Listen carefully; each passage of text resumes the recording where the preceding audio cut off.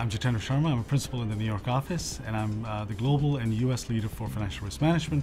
Well, in FRM, we help our clients design and develop and enable their risk strategy and help develop the infrastructure required to converge their risk strategy with their performance goals.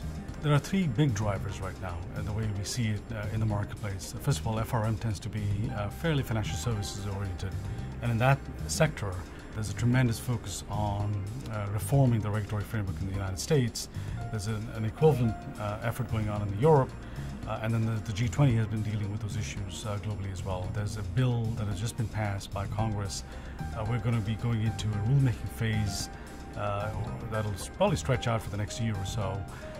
So we're helping our clients deal with the fact that their regulatory response is going to have to match up with what's happening on the Hill and the realities of the fact that both the SEC, the Fed, and their principal regulators are going to be looking at them a lot more closely. A number of the rules are going to be changing, and so they're going to have to react to that. So that's one thing that we're seeing. The second that we're seeing is that the industry is transforming as we speak. The insurance industry is going through an equivalent transformation, particularly in the life space. And we're seeing our investment management clients have to react to all of the changes going on around them. So the second big factor is transformation. And the third large factor is the fact that there's an increased oversight and focus on risk and governance.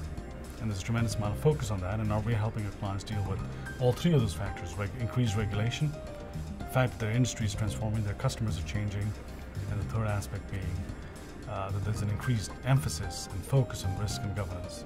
That is in turn putting pressure on their earnings and their ability to provide returns to the shareholders. Their constituencies have changed. In some cases, it's the government that is one of their largest shareholders, so they're having to deal with that. So they're dealing with changes on the regulatory front, changes with their customers, changes with their counterparties, and they have to change how they do business. And so we're helping our clients cope with that, put in place the right level of governance and risk management infrastructure in place, and transform their businesses at the same time.